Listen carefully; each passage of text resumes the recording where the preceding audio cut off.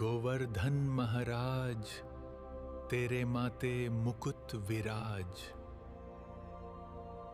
સળગીને ખાક થઈ જા, પાતો હું બેઠો તો એટલે તું બચેલો. અને ત્યારે અર્જુનને સમજાયું કે જીતાડનારા તો ઠાકોરજી છે. પ્રભુ આપની કૃપાથી બધું થાય છે અને એટલે જ પ્રભુ યશ આપનારા છે. અને જ્યારે પણ યશ મળે તે લઈને ઠાકોરજીના ચરણોમાં ધરી દેવું. એટલે વૈષ્ણવ તો હંમેશા એ જ કે પ્રભુએ કૃપા કરીને સ્વીકાર. મેં આપ્યું એમ ન કે એમ થાય ઠાકોરજી અંગીકાર કર્યો, કૃપા કરીને લીધું.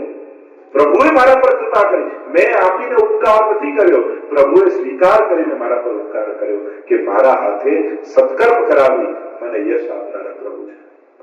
અને મહાભારત એનું પ્રમાણ આપે છે. પાંડવ જયારે જીતે છે ત્યારે ત્યાં વંદન કરે છે, પ્રભુ ભક્તોના યશ વિસ્તાર કરનારા આપ છો. અને હંમેશા પ્રભુ જ કરાવે. આપણે વિચાર કરતા નથી, વિચાર આવે છે. જેને પણ ઉત્તમ વિચાર આવ્યો, આજે મને આ વિચાર આવ્યો, ઠાકોરજી આવે છે. તો ભક્તોને યશ વધારનારા પ્રભુ છે. આપણે 84-252 બધા વૈષ્ણવોએ પોતાની ભક્તિને કેટલી છુપાવી, કોઈએ પ્રગટ નથી કરી, છતાંય આજે લાખો ઘરોમાં વંચાય છે. એને યશ કોને વધારે? ઠાકોરજી યશ વધારે. ભક્તોના યશ વધારનારા પ્રભુ છે.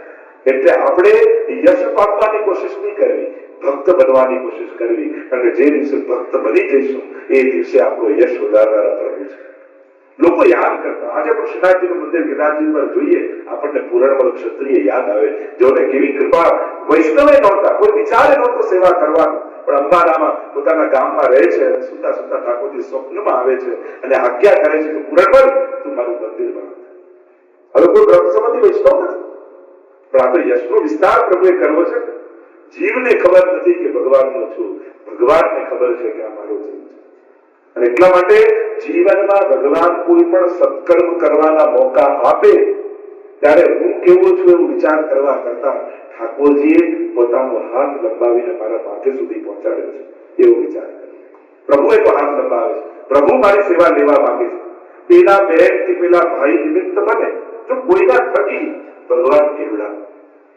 પ્રભુ સંકેત કરે, પ્રભુ કોઈના થકી કેવડા.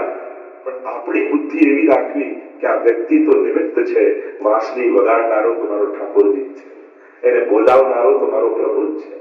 એટલે વ્યક્તિને ગૌણ માનો કે જેને આવીને કહ્યું, પણ એને પ્રેરણા આટલા બધા વાસણમાંથી એ મારી પાસે આવીને મને આ વાત કરી, તુરંત આપણને સ્ટ્રાઇક થવું જોઈએ. કરે જો પ્રભુનો કોઈ સંકેત લાગે છે, આણે મારી પાસે આવીને પ્રભુ સેવાની વાત કરી, તો ક્યાંક પ્રભુ મારી આ સેવા ઈચ્છતા લાગે છે કે આ સેવા હું કરું.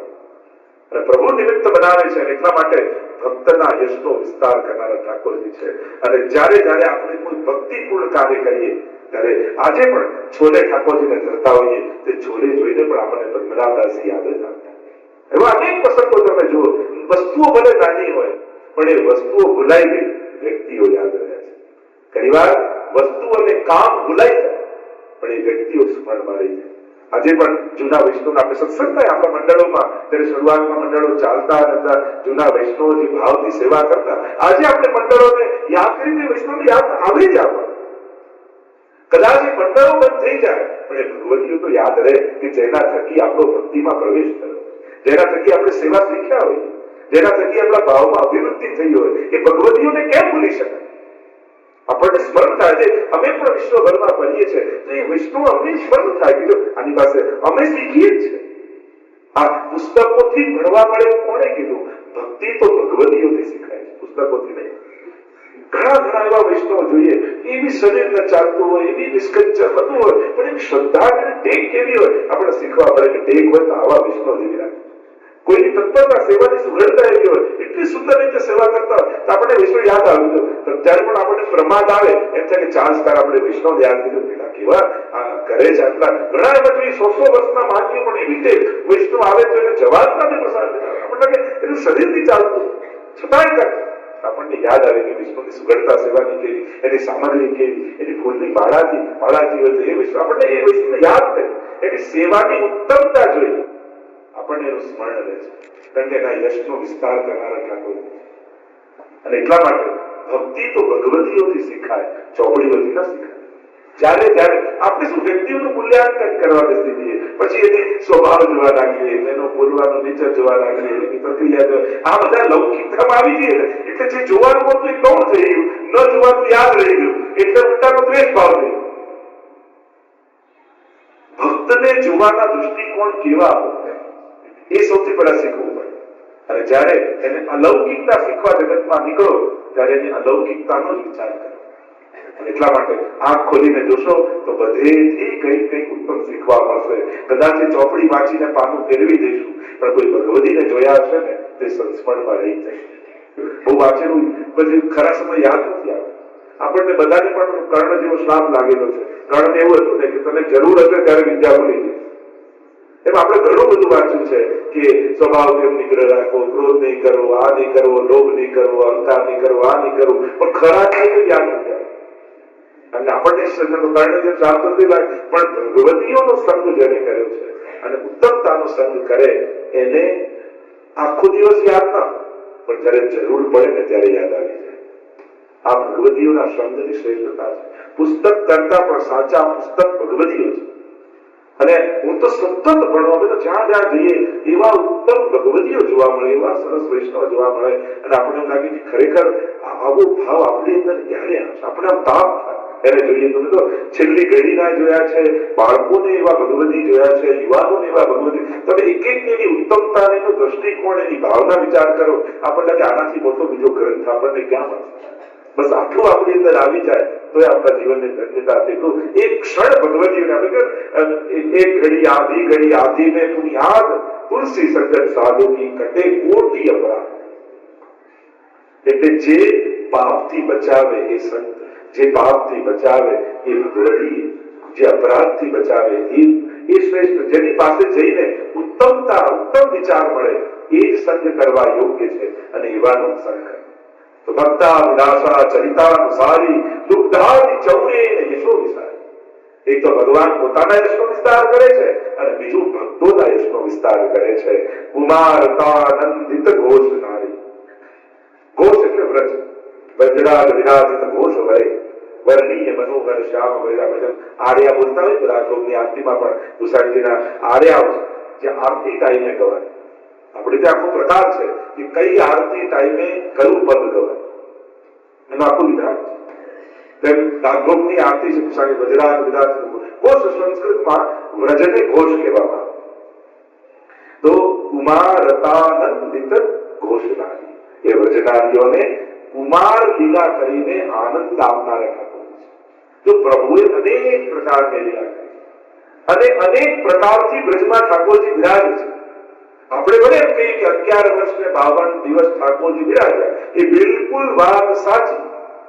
આ ટાઈમ પીરિયડ માટે બરાબર છે, પણ એને ઠાકોરજીની ઉંમર ન માની લેવું.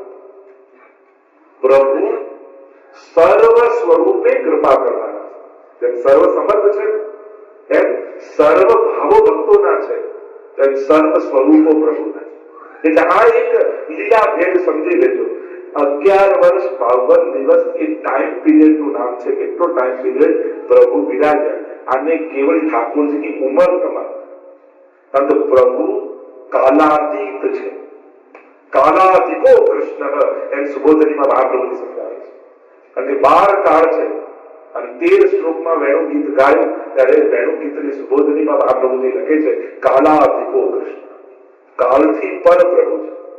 એટલે લૌકિકતા કોને કહેવાય? આપણે બધા પંચ ભૌતિક દેહના જીવો લૌકિક જીવો, એટલે ઉંમર પ્રમાણે જ આપણે કામ કરી શકીએ. આપણે 11 વર્ષના હોય તો 11 વર્ષ જેટલું જ વિચાર, એટલી જ બુદ્ધિ, એટલું જ આપણું શરીર, એટલી જ ક્રિયા. આ પંચ ભૌતિક, આ લૌકિકતા. પણ પ્રભુ ઉંમર પ્રમાણે નથી, ભાવ પ્રમાણે છે. એટલે જેવો ભાવનો ભક્ત પ્રભુ સન્મુખ થાય, ઠાકોરજી એવા થઈને એના મળે છે. એટલે તમે પીછવાઈમાં જુઓ, દાન નિકાલની પીછવાઈ છે, એમાં તમને ઠાકોરજી મટકી ફોડે છે, ગોપીઓ દેખાય છે. તો એ ગોપીઓ તમને કોઈ 6 વર્ષથી દેખાય છે? એ ઠાકોર તમને 11 વર્ષના દેખાય છે? તમે દાન નિકાલની પીછવાઈ જજો, તમે રાસની પીછવાઈ, જેટલી પીછવાઈ તમે જોજો ને, ક્યાંય તમને બાલકૃષ્ણ દેખાય? અરે આપણે બાલકૃષ્ણની સેવા, બાલકૃષ્ણ બાલ ભાવની સેવા, સાત સ્વરૂપમાં તમે જુઓ ખાલી સુરતમાં બિરાજતા બાલકૃષ્ણજી એટલે બાળક છે, બાકી બધા ખરા જ છે. મદન મોહનલાલજી, મથુરાધીશ, દ્વારકાધીશ, તમે જેટલા સ્વરૂપો જુઓ બધા કિશોર છે. અને એટલા માટે બાલ ભાવ હોય, કિશોર ભાવ હોય. પ્રભુને 11 વર્ષ 52 દિવસ એ ટાઈમ પીરિયડ એટલા સમય પૂરતા પ્રભુ ત્યાં બ્રજમાં બિરાજ્યા હતા એમ ઐતિહાસિક દ્રષ્ટિએ જોઈ શકાય. પણ ભાવાત્મક દ્રષ્ટિએ પ્રભુ 11 વર્ષના છે એવું ન બને. પ્રભુ તો જન્મે ને ત્યારે તો તમદ્ભુતમ બાલકમં ભુજેક્ષણમ ચતુર્ભુજમ શંખ ગદા ગદાયુધમ શ્રીવત્સલક્ષ્મમ ગલસૌભિ કૌસ્તુભમ પીતાંબરમ સાંદ્ર પયોદ સૌભદમ. ત્યારે સ્તુતિ કરતા શું કહ્યું? તમ અદ્ભુતમ બાલકમ. આ કેવો બાળક છે? અદ્ભુત. અને અદ્ભુતતા શું છે કે જેવો ભક્ત આવે એવો ભગવાન થઈ જાય. ત્યાં ચતુર્ભુજ રૂપે નારાયણ રૂપે પ્રગટ થઈ અને વસુદેવજી ને દેવકીજીને યાદ અપાવ્યું છે કે તમે જન્મમાં કોણ હતા, હું કોણ છું. આ અદ્ભુત બાળક છે. એટલે બાળક ખરા પણ અદ્ભુત. અદ્ભુત બાળક છે એટલે કે જેવો તમે ભાવ કરશો એવો થઈ જાય એવો બાળક છે. ચતુર્ભુજ રૂપે પ્રગટ થયા છે અને યાદ અપાવે છે. ચતુર્ભુજમ શંખ ગદા યુધાયુધમ. બાળક રૂપે જન્મ થયો અને યાદ અપાવે છે કે હું તમારા બધાનો પિતા છું, હું તમારા બધાનો પિતા છું એમ યાદ અપાવે છે. એટલે અદ્ભુતતા છે. એટલે બહુવ પ્રાકૃત શિશુ એમ દસમ સ્કંદમાં કહેવામાં આવે. તો થયું પ્રાકૃત શિશુ એટલે સાધારણ લૌકિક બાળક ના. પ્રાકૃત શિશુ મહાપ્રભુજી અર્થ કરે કે ભક્તોની પ્રકૃતિને અનુકૂળ થઈને લીલા કરનારા એવા બાલક રૂપ પ્રભુ પ્રગટ થયા. એટલે જેવી જેવી પ્રકૃતિનો ભક્ત આવશે તો એની પ્રકૃતિ ભગવાન નહીં બદલે, પણ એની પ્રકૃતિ અનુસાર ભગવાન કૃપા કરશે. મર્યાદા પુરુષોત્તમ અને પુષ્ટિ પુરુષોત્તમ નો ફરક એ મર્યાદા પુરુષોત્તમ ભક્તને સુધારે અને એને ઉત્તમ બનાવે પછી કૃપા કરે. પુષ્ટિ પુરુષોત્તમ એટલો ટાઈમ વેસ્ટ ન કરે કે ચલો આને સુધારો. એ તો જેવો હોય એવી લીલા કરીને એનો ઉદ્ધાર કરી. એક અંશને સુધારવા ન બેસે. એને વેર ભાવ છે, ચલ તારો વેર ભાવથી ઉદ્ધાર કરી દઉં. શુભા તને ગાળો આપી છે તો ગાળો કર, હું તો તારો મોક્ષ જ કરીશ. તને બાલ ભાવ છે તો તારા ખોળામાં આવીને બેસી જાઉં. તને કિશોર ભાવ છે તારી જોડે રાસ કરવા લાગુ. તને સાખ્ય ભાવ છે ચલ ચોરી કરવા જતો રહું તારી જોડે. જેવા જેવા ભક્તો આવે પ્રભુ એને અનુકૂળ થઈ એના મનને હરી લે છે. અને એટલા માટે કહ્યું કે ચિત્ત વૃત્તિ નિરોધક. ભગવાનના કોઈ પણ ભાવે ચિત્ત લાગી જાય એટલે ભક્તનો નિરોધ થઈ જાય અને ભગવાનનો ઉદ્ધાર કરી દે છે. આ પ્રભુની કૃપાળુતા છે. અને એટલા માટે કુમારતાનંદિત ઘોષનારી. આ કુમાર લીલા કરી ગોપીઓને આનંદ આપનારા ઠાકોર છે. એટલે આગળ કહ્યું કે દુગ્ધાદિ ચૌર્ય યશો વિશાળ એ જ પ્રભુ છે. પ્રભુને રાહ જોવી પડતી નથી કે ચલો આ કિશોર ભાવ વાળા આવ્યા ગોપીજનો એટલે એમ કે તમે 15-20 વર્ષ પછી આવજો ત્યારે મોટો થઈ જવું. ઠાકોરજી એવો ટાઈમ વેસ્ટ કરતા નથી. એ કાળમાં બંધાયેલા નથી એટલે એમને કોઈને પ્રતીક્ષા કરાવવી પડતી નથી કે ભગવાન મોટા થાય ત્યારે મોટા જેવા થાય. એ તો જેવો ભાવનો ભક્ત આવ્યો એ જ ક્ષણે પ્રભુ તો સર્વ રૂપે છે ને એવા થઈ એના પર કૃપા કરે છે. અને એટલા માટે તમે પદ સાહિત્ય આદિમાં જુઓ તો પલ્લામાં ઝૂલતા ઝૂલતા ઠાકોરજીને ગોપીઓ લઈ જાય છે અને વિવાહ ખેલની સજાવટ કરી હોય અને ત્યાં ઠાકોરજી મોટા થઈ જાય વિવાહ ખેલ થવા લાગે. પલ્લામાં ઝૂલતા ઝૂલતા પ્રભુને લઈ જાય રાસનો મનોરથ હોય પ્રભુ ઠાડા થઈ જાય મોટા થઈ મુકુટ કાચના વસ્ત્રો ધારણ કરીને રાસ કરવા લાગે. એટલે પ્રભુને ઉંમર વધે સમય આવે એની રાહ જોવી પડતી નથી. ભગવાન એને કહેવાય જે કાલને અનુકૂળ કરી દે. પ્રભુને ખટ ઋતુ કરવા માટે એને લાલ શિયાળો આવશે ત્યારે આ લીલા કરીશું. ઠાકોરજી તો એક જ દિવસમાં તમે ખટ ઋતુની વાર્તાના પ્રસંગમાં જુઓ તો આ કુંજમાંથી આ કુંજમાં પધારે એટલે ગ્રીષ્મમાંથી વર્ષા ઋતુ આવી જાય, વર્ષામાંથી શરદ ઋતુ આવી જાય. એમને તો ક્ષણવાર લાગે છે. આપણને પણ એમ થાય વ્રજમાંથી આટલો ડિસ્ટન્સ તો ઠાકોરજી ગૌચારણ કરવા ત્યાં પધાર્યા, વિવાહ ખેલ કરવાનો મનોરથ ત્યાં આટલું બધું ડિસ્ટન્સ કાપ્યું કઈ રીતે થાય? મેં એક વાર પ્રશ્ન કર્યો કામનમાં ગયા હતા મારા વડીલ આચાર્ય વિરાજસિંહ ઘનશ્યામલાલજી મહારાષ્ટ્ર ખૂબ બરોબર હતા. ત્યારે ગયા આટલું બધું અંતર છે તો ઠાકોરજી કઈ રીતે પધારી જતા હશે? તો એમને કહ્યું કે વ્રજ તો કમલાકાર છે, એક પાંખુડીમાંથી બીજી પાંખુડીમાં જતા કેટલી વાર લાગે? એમને તો ક્ષણ છે, એમની તો સંકલ્પ માત્રથી પ્રભુ ત્યાં પધારે છે. એમના માટે નથી કોઈ અંતર, નથી કોઈ અંતરાય, નથી કોઈ કાળ. આ બધું પ્રભુની સેવામાં અનુકૂળ છે, બાધક નથી. કાળ પણ સાધક છે. મહાપ્રભુજી એટલે જ કહે છે કાળ પુષ્ટિ માર્ગે કાળ નિયામક. આ કાળ તો ઠાકોરજીનો દાસી બનીને સેવા કરે છે. બધા સખી બને છે ને. આપણે તો વરસાદ તો સખી સ્વરૂપે, ઋતુ સખી, બધી ઋતુઓ પણ સખી બની ભગવત સેવામાં છે. એટલે જે સમયે, જે લીલા સમયે, જે ઋતુની અનુકૂળ જરૂરત હોય એ સમયે ઋતુ આવી જાય છે. એટલે પ્રભુને ન ઋતુની રાહ જોવી પડે, ન સમયની રાહ જોવી પડે, ન ઉંમરની રાહ જોવી પડે, ન વસ્તુની રાહ જોવી પડે. પ્રભુ તો સંકલ્પ કરે અને બધા ત્યાં અલૌકિક સ્વરૂપે વિરાજે છે. એ સમય ત્યાં પ્રગટ થઈ જાય છે. આ જ કૃષ્ણ લીલાનું માધુર્ય છે. અને આ જયારે સમજશો ત્યારે કૃષ્ણ ચરિત્ર, કૃષ્ણ લીલા અને એની અલૌકિકતા સમજમાં આવશે. અહીંયા લૌકિકતાનું લેશ માત્ર પણ સ્પર્શ નથી. કારણ કે આ બધું બંધન અને બાધકતા એ લૌકિકતા છે. કે આ સમય આવે ત્યારે જ આ થાય, આટલી ઉંમર થાય પછી આ થાય, પેલી ઉંમરે આમ થાય, બાળકની ઉંમરે આ બધું લૌકિક. પ્રભુને બંધન નથી. તમ અદ્ભુતમ બાલકમ. આ અદ્ભુત બાલક છે. કારણ કે ઈશ્વર છે અને ઈશ્વર પોતે આ જુદી જુદી લીલા કરવાનો છે. એ માટી પણ ખાઈ શકે, એ માખણ પણ ચોરી શકે, એ ઉખલમાં બંધાય. મતલબ વિચાર, ઈશ્વર બંધાય, દોરડાથી બંધાય, પણ એ બંધાય ભાવ હોય તો એ ચોરી કરવા જાય. એ મુગ્ધ પણ છે. તમે જુઓ ને, કુમારિતા ઘોષણાદીઓને આનંદ આપનારા કેવા કેવી લીલાઓ કરે છે. પેલું મણિખંભ પાસે ગયા, મણીથી જડાયેલો થાંભલો હતો અને માખણ છાનામાના ચોરતા હતા અને મણીમાં ભગવાનને પોતાનું પ્રતિબિંબ દેખાય અને એ ગભરાય. એને થયું કે કોઈ મને જોઈ ગયું માખણ. અને થયું કે આ નાનકડું બાળક વ્રજમાં મને જોઈ ગયું, પિયાને જઈને કહી દેશે તો અહીંયા નારાજ થશે. એટલે માખણ લઈ અને પેલા બાળકને પોતાનું પ્રતિબિંબ છે અને એને ખવડાઈ ગયા છે. તું થોડું ખા, પણ યશોદાજીને કહેતો નહીં. તો આવા મુગ્ધ પણ ભગવાન છે અને સર્વજ્ઞ પણ પ્રભુ છે. એક પરમાત્મા જયારે ઉપદેશ કરે છે, કર્મણા જાય તે જંતુ કર્મણૈવ વિધીયતે સુખમ દુઃખમ ભયમ ક્ષેમમ કર્મણૈવા વિપદ્યતે. એમ વ્રજવાસીઓને કર્મનો ઉપદેશ આપી રહ્યા છે પરમાત્મા. તો એ જ્ઞાન પ્રદત્ત પણ છે અને ભક્તોના ભાવને આધીન થઈ મુગ્ધ પણ થનારા છે. કારણ કે આવી મુગ્ધતા જોઈને વાલ આવે, જ્ઞાન જોઈને કોઈને વાલ આવે? આમ ભગવાન ગીતાનો ઉપદેશ કરતા હોય, મોટી મોટી ફિલોસોફીની વાત કરતા હોય, આપણે એમ થાય કે કેવું વાલ આવે, આપણા ખોળામાં લઈ ગયું આવું થાય. ત્યાં તો એમ થાય કે નાના દૂરથી પગે લાગી. આવું જ્ઞાન છે ને એ પ્રભાવ આપે અને પ્રભાવ આપે એટલે વંદન કરવાની ઈચ્છા થાય. અને ભગવાનની અજ્ઞાનતા એ મુગ્ધતા, અને મુગ્ધતા જ્યાં દેખાય ને ત્યાં વાલ આવે. નાનકડું બાળક હોય, બોલતા ના શીખ્યું, તું બોલે તો આપણને કેવું વાલ આવે. અને આપણો દીકરો આપણને બહુ મોટી સજા આપતો હોય ત્યારે વાલ આવે. ભાઈ તું મારો દીકરો જ છું, તું બાપ બનવાની કોશિશ ના કરી, તો તમે પગે લાગવું લેવાનું એમ થાય. એટલે જ્યાં મુગ્ધતા હોય ત્યાં પ્રેમ આવે. એટલે ભગવાન આપણો પ્રેમ લેવા માટે તો મુગ્ધ થઈને બેઠા છે આપણે. કારણ કે મુગ્ધતા જોઈને જ આપણને પ્રેમ આવી રહ્યો છે.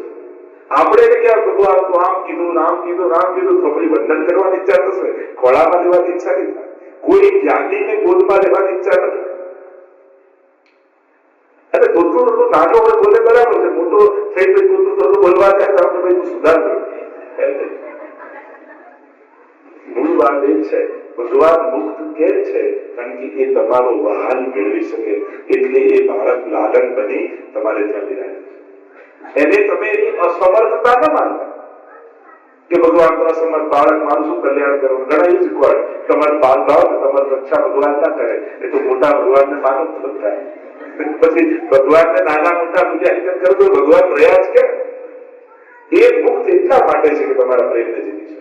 એ આ બધી લીલા એટલા માટે કરે છે કે લીલા વાંચી વાંચી જોઈ જોઈ તમને એના પર પ્રેમ આવે. એ કેવી નાના છોકરાને જોઈએ અને એ બધી આપણું રમત કરતો હોય, બધું આપણને વહાલ આવે. એનું તોફાન જોઈને જ વહાલ આવે. કેવો તોફાની છે એમ કરીને વહાલ આવે. મોટા ને તોફાન કરો તે વહાલ આવે. તો મૂળ વાત પ્રભુની પ્રકૃતિને સમજો. બહુ પ્રાપ્તતા શિશુ એ તમારા મનને જાણે છે અને એટલા માટે એવી લીલા કરે છે જેનાથી તમારું મન એનામાં લાગે. તો એવા પ્રભુ દુગ્ધાદ કુમારતાનંદિત ઘોષનારી, એ ઘોષનારીને, એ વ્રજનારીઓને આનંદ આપનારા ઠાકોરજી છે. કારણ કે વ્રજવાસી ઉપર કૃપા કરવા માટે જ ઠાકોરજી વ્રજમાં પધાર્યા છે. વ્રજમાં આવવાનું બીજું કોઈ કારણ નથી. એમનું એક જ કારણ છે કે મારે વ્રજવાસીઓને મારા સ્વરૂપનો આનંદ આપવો છે. અને એટલા માટે વ્રજની લીલાને લોજિકથી ક્યારેય પણ સમજવાની કોશિશ નહીં કરે. ભગવાને આમ કેમ કર્યું, આમ કેમ કર્યું, આમ કેમ કર્યું? કારણ કે ઠાકોરજી કેવલ ત્યાં આનંદનું દાન આપવા માટે જ આવ્યા છે. અને જયારે કોઈને આપણે આનંદ આપવા આવ્યા હોય ને, મારાને ખુશ કરવો છે, ઘણી વાર ખેલ કરીએ, ઘણી વાર ગાઈએ, ઘણી વાર નાચીએ, ઘણી વાર કૂદીએ, આપણે કે આ શું ગાડા વેડા કરે? પણ એ તમને ખુશ કરવા માંગે છે, એ તમને પ્રસન્ન કરવા માંગે છે. એ એક પ્રેમી કોઈ પોતાની પ્રિયતમાને પ્રસન્ન કરવા માટે ગમે તેવી જાત જાતની ક્રિયાઓ કરીને એને રાજી કરવા, હસાવવા ઈચ્છે. એમાં લોજિક ના ગોતવાનો કે આવું હરડા મહેનત કરવાની શું જરૂર છે?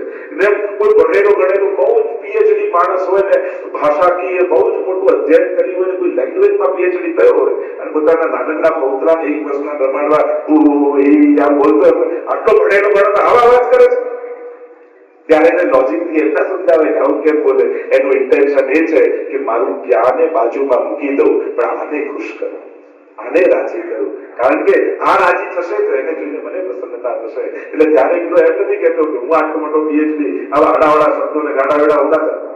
ત્યારે મોટામાં મોટો ભણેલો માણસ પણ પોતાના પૌત્રા, 1-2 વર્ષના પૌત્રાને રાજી કરવા માટે જેમ તેવી ભાષાઓ, જેવા તેવા અવાજ કરીને પણ ખુશ કરવા ઈચ્છે છે, પોતાનું જ્ઞાન મૂકી અને એને પ્રસન્ન કરવાની નથી. તો ઠાકોરજી પણ એવું જ કરે છે, પોતાનું બધું સામર્થ્ય મૂકી દે, પોતાનું બધું જ્ઞાન મૂકી દે, પણ મારો ભક્ત પ્રસન્ન થાય, એનું ચિત્ત મારામાં લાગી જાય. અને દશમસ્તરનું પ્રયોજન જ છે ચિત્તવૃત્તિ નિરોધ, પ્રપંચ વિસ્મૃતિ પૂર્વક ભગવદાસક્તિ, એની આસક્તિ મારામાં થઈ જાય. એટલા માટે પ્રભુ આવી નાના બાળકો જેવી લીલા કરીને પણ વ્રજવાસીઓના ચિત્તને હરી લે છે. એવા પ્રભુ કુમાર હતા, નંદિત ઘોષનાર, આનંદ આપનારા ઘોષનારીઓ વ્રજવાસીઓ એવા કોણ છે?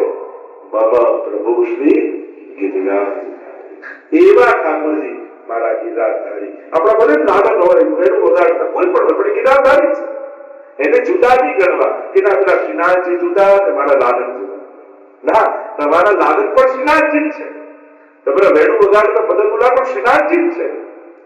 આ લીલા ભેદ છે, સ્વરૂપ ભેદ છે.